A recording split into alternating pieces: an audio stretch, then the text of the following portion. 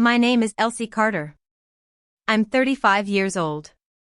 And this is the story of how I buried my father and nearly lost everything, before I took it all back. It started on a morning so cold the windows of Seattle wept condensation like tears. The world outside was gray, and inside, my soul matched it. My father, the man who raised me after my mother died far too young, had just passed away in his sleep.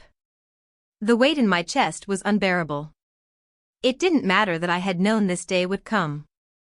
It didn't matter that he had been coughing, hiding fatigue, or waving off hospital visits for months. When the doctor called, my world didn't just tilt, it crumbled. The funeral was somber. Friends, old partners, and employees of Carter & Company, his real estate firm, came to pay their respects.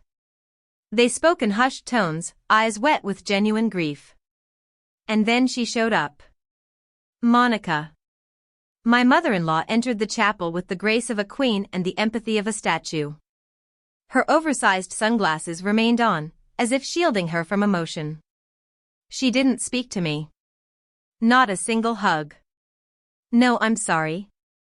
Just a cursory nod at the crowd before sitting in the last pew like a bored VIP at a concert she didn't want to attend. Nathan, my husband, barely glanced at her. Or maybe he did and I missed it. My eyes were too tired to track Betrayal that day. He had been distant lately. Cold, even. But I told myself grief does that to people. I wish that were the worst of it. 2 days after the funeral, I received a call from my father's lawyer, Mr. Peterson. A man with a deep voice and an expression permanently carved by years of solemn meetings and wills read in silence. Elsie, he said softly, your father left everything to you. The business, the properties, even the lake house. It's all yours. It was like being hit by lightning in the middle of a storm you thought had passed. Everything? The estate was valued last month, he continued, sliding the thick file across the table. It's worth around $32 million. I couldn't speak. My hands trembled as I touched the folder. Inside were documents, titles, certificates, an empire built on decades of honesty and grit. I wanted to cry, but not out of joy. That number didn't shine to me. It bled. Every dollar meant a memory of my father I could never get back. That night, Nathan came home. He saw the documents on the table, and for a second, he said nothing. Just stared. Then he smiled. Not the warm, tired smile I fell in love with years ago. This one was thinner. More calculated. Like a man tasting power. So, he said, lowering himself into the chair beside me. It's all official? I nodded. He leaned closer, voice smooth as silk. You know, we should look into some smart investments. That house in Lake Tahoe we liked? It could be ours now. And of course, we should take care of my mom too. She's done so much. Maybe you give her half? I blinked. What? Half, he said again. She only has me. We need to look after her. I laughed. I couldn't help it. Not because it was funny, but because it was insane. This is my father's estate, I said, quietly but firmly. Why would I give your mother anything? Nathan's face darkened. Because she's family. You're family too, Elsie. Don't be selfish. I stared at him, stunned. This was the same man who had once held my trembling hands when my dad had his first health scare. The man who had whispered, whatever happens, I'll protect you. But now? He was protecting Monica and her ambitions. I walked away that night with a sick feeling in my gut. I kept thinking, maybe grief had messed with his head.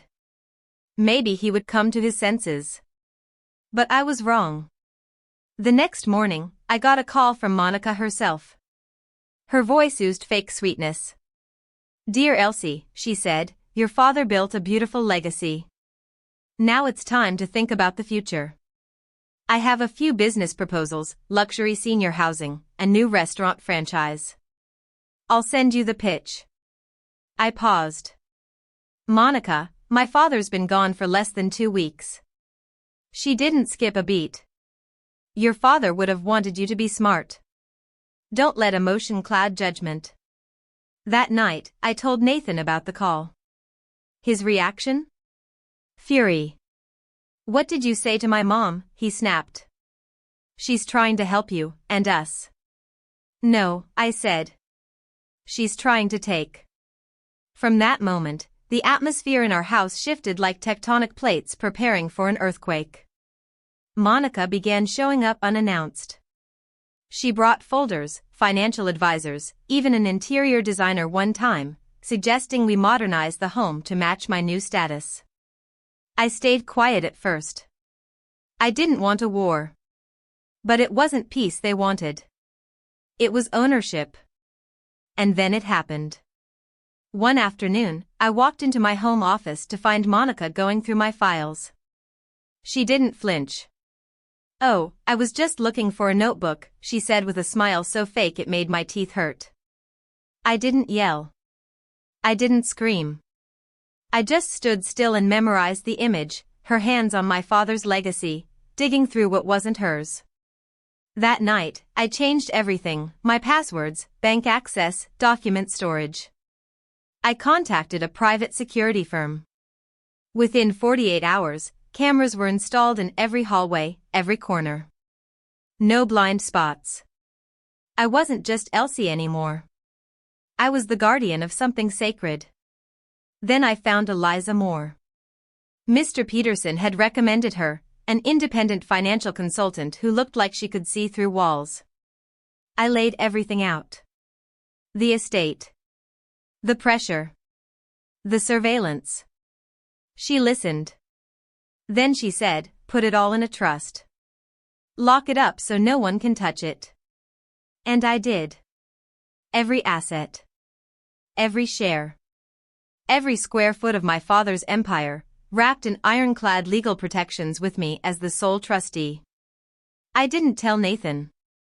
I didn't tell Monica. I just moved in silence. But the more I protected, the more desperate they became. One night, reviewing footage, I saw Monica again, sneaking into my office. She rifled through drawers, opened a file marked confidential, only to find it was bait. A blank document I had planted. She smirked. I saved the footage in 3 separate places. Nathan, meanwhile, had switched tactics. He brought me roses. Made dinner. I miss us, he said one night, handing me a cup of hot cocoa like he was trying to recreate a scene from the past. But I had already seen the future. And in it, he wasn't standing beside me. He was across a courtroom. I didn't sleep the night after Nathan brought me that cup of cocoa. It sat untouched on my desk long after he went to bed, the surface forming a skin from cooling. I stared at it the way someone stares at a silent threat, seemingly harmless, but carrying the weight of deception. The man who made it wasn't my husband anymore. Not the man I married near the lake under a sun-drenched sky, while my father wept happy tears. That man was gone. Replaced by someone who wore his face, his voice, but none of the heart. The next morning, I noticed my laptop was out of place. Just a hair. The screen had faint fingerprints across it, and when I logged in, I checked the activity log. 2 failed password attempts around 3:14 a.m. The same time I had heard the faint creak of the floorboards but convinced myself it was the old plumbing. That was the moment the illusion shattered entirely. They weren't just trying to manipulate me. They were trying to infiltrate me. I spent the next 3 days in quiet execution mode. I moved key files to secure digital storage, bought a fireproof lockbox for physical documents, and began compiling everything: Monica's intrusions, Nathan's mood swings, the gaslighting, the financial coercion. I kept a journal, dated and timed every inappropriate visit and veiled threat. This wasn't paranoia. It was preparation. And then came the final confirmation.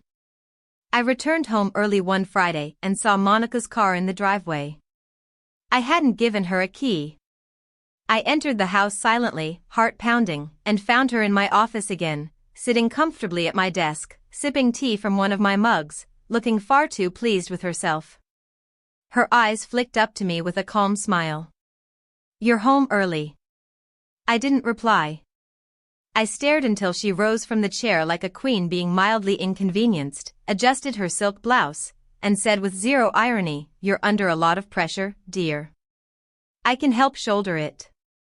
You just have to let me." That night, as I reviewed camera footage again, I saw her flipping through drawers, pulling open my filing cabinet, and reading a folder labeled charitable options. The only thing in it was a list of fake names and amounts, meant to bait her. She had taken the bait. Smiled at it. Placed it carefully back. That smile was her signature. That smug little curve of the lips that said, "You think you're in control." She didn't know I had been setting the chessboard all along. I brought the footage to Eliza. She nodded and said, "It's time." The legal team went to work. Divorce papers were drawn up, along with a detailed financial affidavit and asset protection clauses. They told me it would be wise to deliver it all directly, with evidence to back my position. We decided I would meet Nathan in a public place, where emotions couldn't erupt unchecked. I picked a coffee shop downtown. Not because it was convenient, but because it held irony. It was where Nathan and I had first talked about marriage over mochas and biscotti.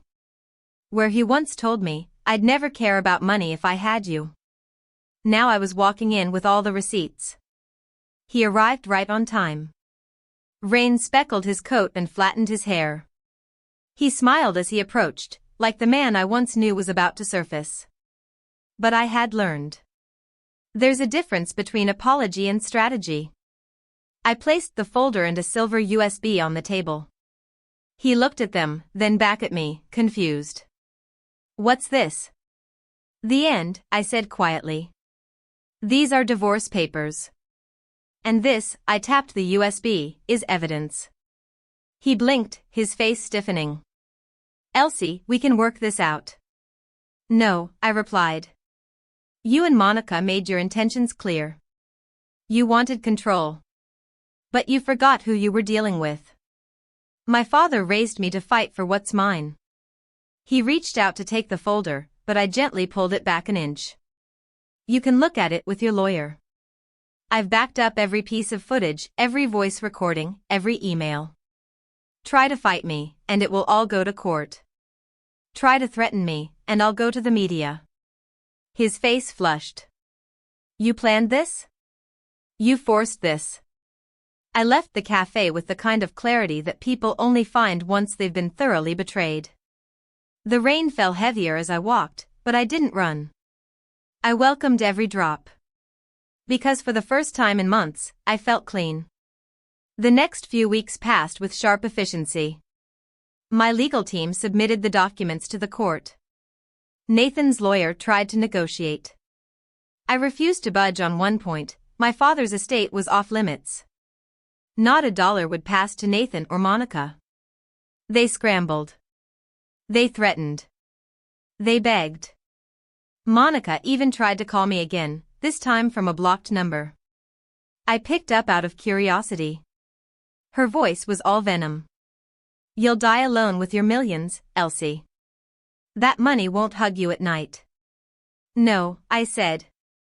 "But it won't rob me in my sleep either." Click. That was the last I heard from her. When the divorce was finalized, Nathan tried to offer a handshake in court. His eyes looked hollow. I didn't shake it. I nodded once, thanked the judge, and left. I didn't take alimony. I didn't want anything from him. Because I already had everything that mattered. My father's legacy. My dignity. My peace. I moved out the same week the divorce was finalized. My new place was a small apartment tucked into the Greenwood neighborhood, a modest unit above a flower shop that smelled faintly of lavender and warm soil every time the wind blew through the cracks in the old windows. It had creaky wooden floors and thin walls, but it was mine. There were no hidden cameras to install, no rooms to scan after work, no scent of expensive perfume left behind by a woman who thought she could own me through intrusion. There were just morning light and silence, and the soft tick of healing. Each morning, I jogged around Green Lake with a playlist my father had helped me build years ago, a mix of Nina Simone, Simon and Garfunkel, and a few jazz instrumentals he'd insisted would add elegance to your chaos. I'd breathe in the fresh air, watching the leaves blush red and orange as the seasons shifted. And every evening, I lit a candle on the small corner shelf I'd made into a tribute to my dad. I placed his favorite pen there, a black Mont Blanc, and beside it, a photograph of us from my college graduation, his smile still the proudest thing I'd ever seen. That man built Carter & Company not with greed, but with principle. With faith in people. With long nights and longer phone calls. And now I had a chance to carry it forward the right way. But of course, peace never lasts without testing. One afternoon, as I left the office downtown, my assistant Meredith rushed over. She was breathless. "Elsie, there's something you need to see." She handed me her tablet, pulled up to an article on a niche real estate blog, rumors swirl of internal power shift at Carter & Company. My stomach dropped. The article went on to suggest that sources close to the family had hinted at Elsie Carter being inexperienced and possibly in over her head. That unnamed investors were concerned about long-term direction. My hands shook. There was only one place such rumors could have come from, Nathan. Or Monica. I should have expected this. When they couldn't get the money, they'd try to ruin my name. I didn't sleep that night. I reread the article a dozen times, each sentence burning into my brain like acid. Was this their new plan? To make me look incompetent? To make the board nervous? To inch their way in through public doubt? But I had learned something in those cold months leading to my divorce. When people try to undermine you with lies, you destroy them with truth. I scheduled a full press conference. That Friday, I stood before the media in the same boardroom where my father once outlined expansion plans to a dozen skeptical investors. I wore a simple navy blue suit, no designer logos, no flash. Just conviction. "I want to address the rumors circulating," I began, my voice steady even as cameras clicked. Carter & Company has always stood for integrity, transparency, and long-term value. My father built this company from nothing, and I will not allow it to be tarnished by outside whispers or inside manipulation. Then I did something bold. I pulled up slides, real slides, showing the last quarter's growth. Client testimonials. 3 new commercial properties in negotiation. A pending partnership with the city for a sustainable housing project. I didn't just refute the rumors, I drowned them in proof. And at the end, I turned to the camera. "To those who tried to discredit me, I suggest you stop now. I don't forgive easily, and I certainly don't forget." The video went viral. By Monday, I was getting calls from major investors applauding the clarity. I even received a handwritten note from a former competitor: "Your father would be proud. He taught you well."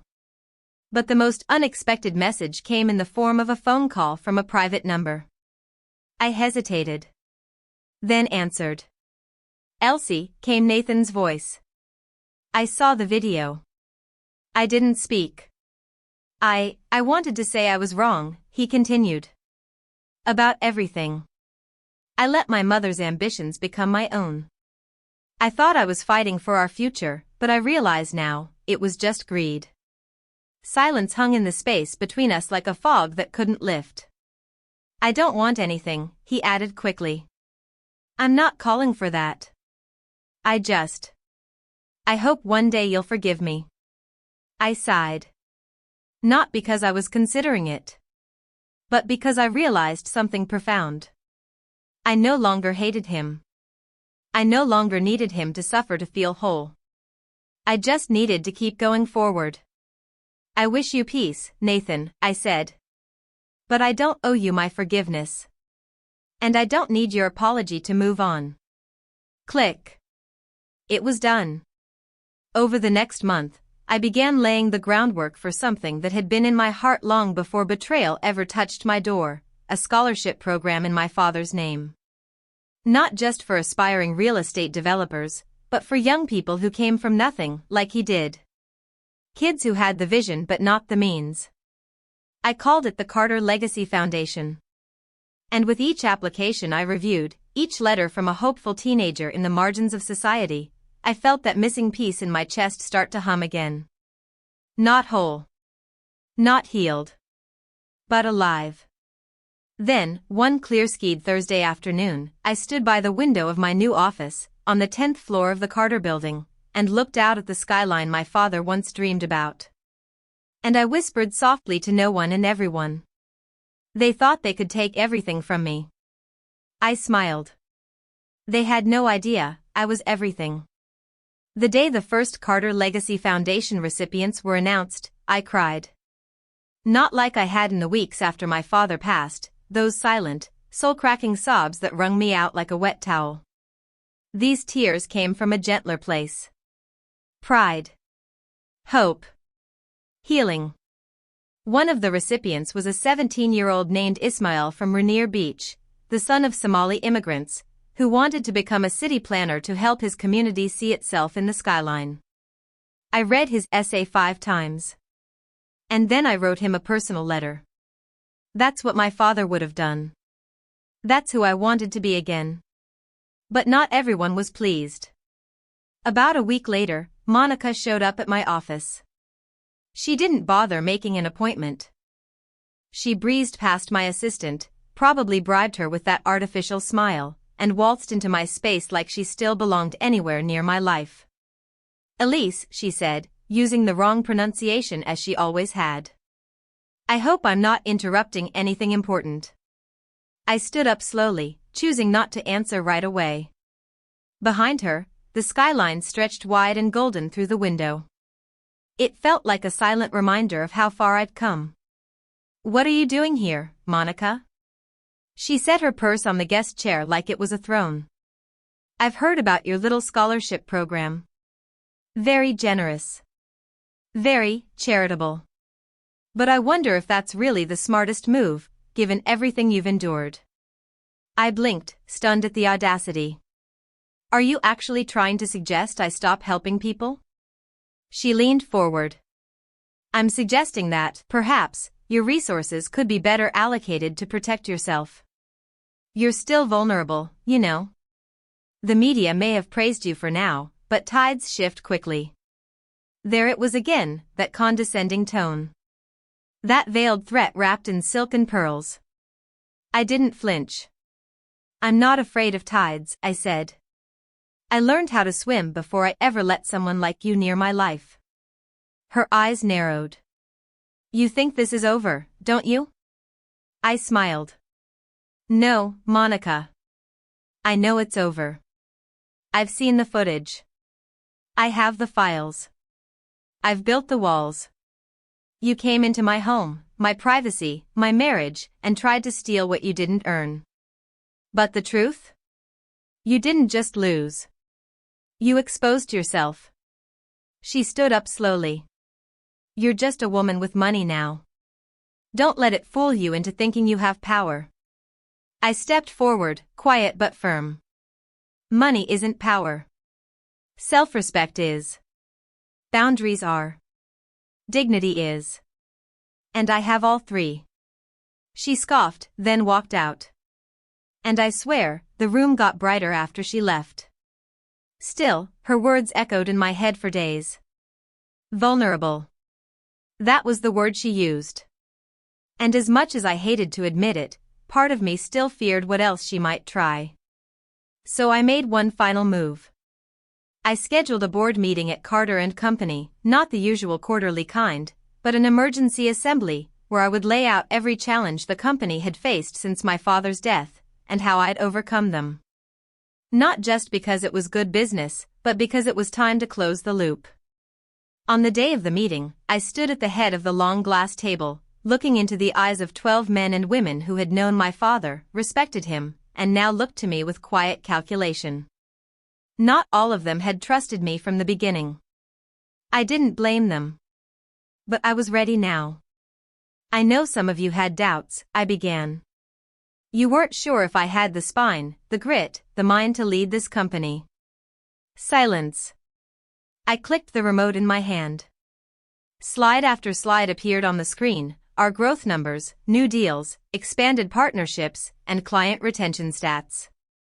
But then, I did something different. I showed them the letters from scholarship applicants. I showed them the real faces of young people our brand had inspired. And then I spoke from the heart. My father didn't build Carter & Company just to make money. He built it to change landscapes, on the ground and in people's lives. That's what I'm doing now. And if you can't stand behind that mission, you're in the wrong room. A pause. Then hands slowly came together in applause. Even the most skeptical among them, Mr. Wexler, a sharp-jawed old-school type who once told my father a woman shouldn't run a development firm, stood up and nodded. You've got fire, he said. That's what this company needs. After the meeting, I returned to my office and sat down for the first time in what felt like weeks without tension seizing my shoulders. I closed my eyes, leaned back, and let the quiet fill me. I had survived betrayal. I had survived grief. I had survived them. And now, I was thriving. But life, as it always does, had one more surprise waiting. That evening, as I walked into my building, I saw a figure standing by the flower shop downstairs. He turned. It was Nathan. He looked smaller. Not physically, but in presence. Like a man who'd finally realized what he'd lost. Elsie, he said softly. I know you don't want to hear from me. But I had to say this in person. I stayed still, hand on the railing. You were right. About everything. I don't expect forgiveness. I needed to see you one last time. Not to ask. Not to take. Just to say I'm sorry. I didn't move for a moment. Then I spoke. You spent years with me. You should have known I'd never be the kind of woman you could outmaneuver. But instead of standing beside me, you chose your mother. You chose manipulation. I know, he said.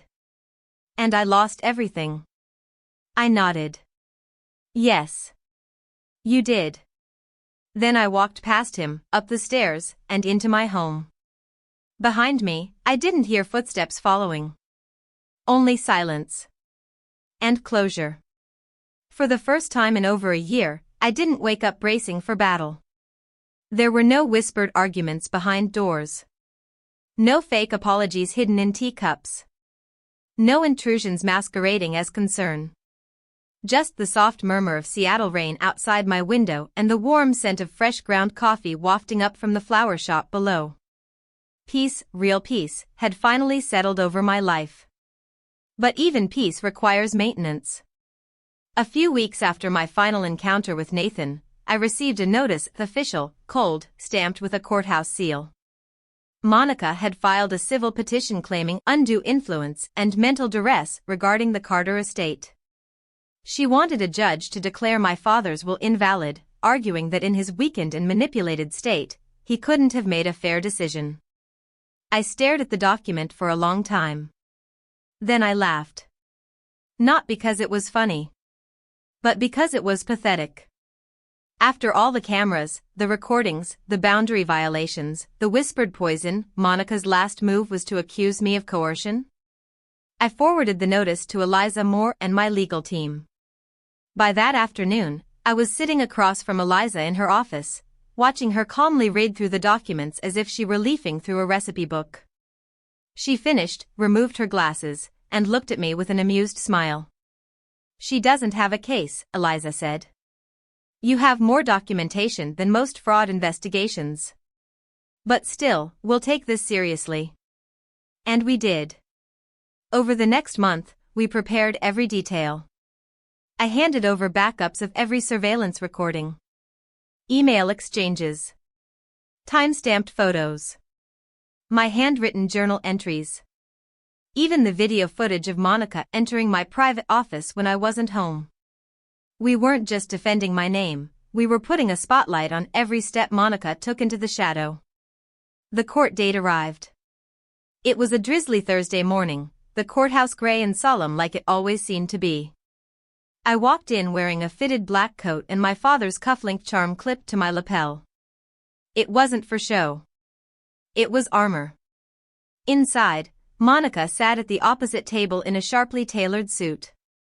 Her lips were painted a precise red, and her fingers clutched a designer handbag like a talisman. But her eyes, they darted. Flicked nervously from the judge to her lawyer to me. I didn't return the glance. I had nothing left to say to her. The judge reviewed the evidence in quiet stretches, asking questions, reading, pausing, then reading again. When my lawyer stood and began to present the full sequence of events, documented, corroborated, clear, it felt less like a trial and more like the final act of a play we had all seen coming. Your Honor, my attorney said calmly, my client not only protected her father's estate from exploitation, she documented every instance of manipulation attempted against her. What Mrs. Barrett calls undue influence is, in fact, clear resistance to coercion. And we have the footage to prove it. The moment the courtroom screen flickered on and showed Monica flipping through my files, alone, unauthorized, in my private office, was the moment I watched her entire body deflate. She didn't look powerful anymore. She looked exposed. The judge called a recess. Monica and her attorney whispered furiously for several minutes before she finally turned and looked at me, no anger this time. No arrogance. Just disbelief. Like she couldn't understand how it had come to this. I'll tell you how, she underestimated me. She mistook silence for weakness. She saw a woman in mourning and thought I would be easy to break. But I wasn't. When court resumed, Monica's lawyer requested to drop the case. The judge nodded. Motion granted. Dismissed with prejudice. It was over. Just like that. I left the courthouse alone. But I wasn't lonely. I walked down the courthouse steps into soft rain, and for the first time, the gray felt like a blessing. I didn't cry. I didn't shout. I just walked with calm, measured steps toward my car, my coat billowing behind me like a quiet banner of victory. From that day on, Monica never contacted me again. She vanished from my life like a bad dream whose ending you no longer need to remember to feel free. In the weeks that followed, Carter and Company entered a new phase. We finalized our partnership with the city to develop affordable, sustainable housing in underserved neighborhoods, something my father had always wanted but hadn't lived to see. And me? I kept living. I bought a little watercolor set and began painting again, mostly just flowers and lake scenes, the kind my mom used to hang in the kitchen. I stopped checking over my shoulder when I walked into a room. I started sleeping without checking camera feeds first. And one sunny afternoon, I returned to the lake house. The one where I got married. The one where my father gave me away. I hadn't been back since the divorce. I wasn't sure if I ever would. But something in me needed to go. It was quiet when I arrived. The dock creaked under my footsteps. The water was still and glassy, reflecting clouds like memories. I sat at the edge, dipping my feet into the cool shallows. Then I pulled out my phone and opened an email draft I had written months ago but never sent. It was addressed to myself. A letter I wrote at my lowest point. When Monica was stalking the hallways of my home and Nathan had turned from husband to stranger. When I had just begun to gather evidence and still wasn't sure I had the strength to follow through. I read it. And then I smiled. Because I had made it through. I spent the rest of that afternoon at the lake house in silence, wrapped in memories that no longer haunted me.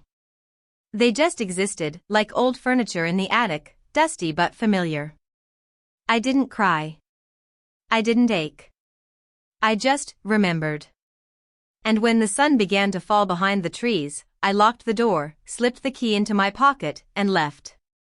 Not because I needed to escape, but because I knew I could come back whenever I wanted, on my own terms. Back in Seattle, life flowed forward in quiet, graceful steps. I focused on running Carter & Company, not as an heir or a woman trying to prove herself, but as someone who belonged there. I streamlined operations, expanded into green development, and launched a mentorship program pairing young architects with seasoned veterans. The office transformed from a tense space of whispered doubts to a place brimming with ideas and laughter, just like it had been when my father was still alive. But something inside me had shifted, too. Freedom wasn't just about cutting ties to people who hurt you. It was about finding space to breathe again. And slowly, I was beginning to breathe. One Saturday morning, I received an unexpected message. It was an email from a woman named Jasmine Hartwell, a journalist from a major media outlet known for its deep-dive profiles and human interest pieces. The subject line read, "Your father's legacy. Your story. The world should know." I opened it with hesitation. Elsie. I've followed Carter & Company for years, and more recently, the public rumors surrounding your father's estate and your role in preserving it. I believe you have endured something both deeply personal and profoundly resonant to so many, especially women in business, women who inherit power and have to fight twice as hard to keep it. I'd love the chance to tell your story. On your terms. Jasmine. My first instinct was to decline.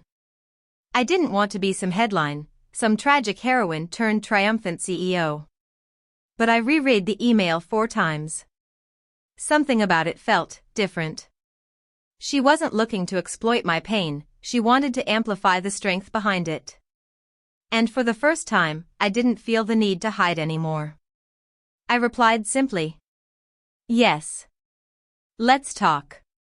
2 weeks later, the article went live. It was titled, "From Grief to Power, How Elsie Carter Fought to Protect Her Father's Legacy, and Built Her Own." The piece was long, honest, deeply personal. Jasmine captured the quiet tension of my battles, the calculated cruelty of Monica's manipulation, the heartbreaking unraveling of my marriage, and the patient, powerful comeback I orchestrated. She ended it with a quote I didn't even remember saying during our interview. They didn't realize I was never fighting for money. I was fighting for memory, for meaning, for the one man who believed in me without question. The story exploded online. Within days, I received hundreds of messages from women in toxic marriages, daughters struggling to claim their place in family businesses, and even complete strangers who just needed to say, "Thank you." But there was one message that stopped me cold. It came from Nathan. Just a simple email. Subject, I read the article. You told the truth. That was it. No apology. No plea. Just recognition. I stared at it for a long time. Then I closed it without replying. Because I no longer needed closure from him. I had given it to myself. But perhaps the most surprising message came from a man named Dr. Alan Whitaker, a financial educator and philanthropist who had helped launch scholarship programs across the country. He wrote to say he was moved by the Carter Legacy Foundation and wanted to contribute matching grants to double our outreach over the next 5 years. Your story, he wrote, isn't just one of personal triumph. It's a roadmap for resilience. I'd be honored to help expand that legacy. I wept. Right there, in the middle of my apartment, surrounded by paperwork and a half-eaten salad, I cried the kind of tears that taste like relief. The kind that come not from surviving, but from finally thriving. We held a small gathering at the Carter Building rooftop to celebrate the new partnership. Alumni from the first foundation cohort spoke about where they were now, jobs, internships, community work. One of them, a shy young woman named Chloe, hugged me tightly and whispered, "You don't know me, but you saved me." And I thought, maybe, just maybe, this was what all of it had been for. The betrayal. The surveillance. The court battles. The silence. It wasn't just about protecting an estate. It was about building something better. That night, after the guests had left, I lingered alone on the rooftop. The city lights shimmered below like stars scattered on wet pavement. I looked up at the sky and whispered something I hadn't said out loud in a long, long time. "Thank you, Dad." Because somehow, I knew he saw it all. It was a quiet Sunday evening when I finally returned to my father's grave. I hadn't gone back since the funeral, not because I was avoiding it, but because I wasn't ready. Grief has a strange way of making you delay the goodbyes that matter most. But now, standing there with the cool wind sweeping through the tall pines and a single white lily in my hand, I finally felt ready. I knelt and traced his name on the headstone. Franklin Carter. Beloved father, visionary, builder of dreams. I did it, I whispered. I protected it all. A breeze passed, soft and sure. I thought I'd break. But you didn't raise me to shatter. I sat there a long time, watching the shadows stretch across the grass. Not talking. Just being. I told him about the foundation, about Chloe, about the article and the way the city had wrapped its arms around his legacy like a second skin. And as I stood to leave, I reached into my coat pocket and placed something at the base of the stone. His Mont Blanc pen. He didn't need it anymore. But it would always belong with him. Back in the city, life had shifted into something steady and sure. The Carter Building had a new mural in the lobby, painted by a local artist. It depicted a towering tree with deep roots, surrounded by blueprints, books, and children holding lanterns. At the base of the mural were 5 simple words. Legacy is what we build. I passed it every morning. And every morning, I smiled. A few months later, I was invited to speak at a women's leadership conference in Chicago. It was the kind of stage I used to feel too small for. Now, I walked onto it with both feet grounded and a voice that no longer trembled. I didn't talk about betrayal. I talked about boundaries. About rebuilding. About what it meant to protect something, not just from others, but from the fear of losing it. My father once told me, I said, looking out at the hundreds of faces, the world will always try to take your softness and turn it into weakness. Don't let it. Make it your strength. Make it your sword. The room stood in ovation. Not long after, I got a letter in the mail. A real letter, handwritten in slanted cursive. No return address. It simply said, Elsie. I'm living in Arizona now. I've taken a job managing a small construction team.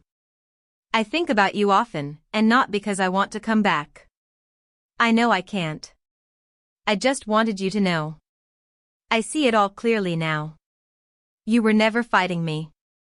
You were defending your father's love. And that's the one thing I couldn't compete with. I hope you find someone who never makes you choose between love and respect. N. I folded the letter and placed it in the back of my journal. Not because I needed it. But because it marked something. The end of Nathan's chapter.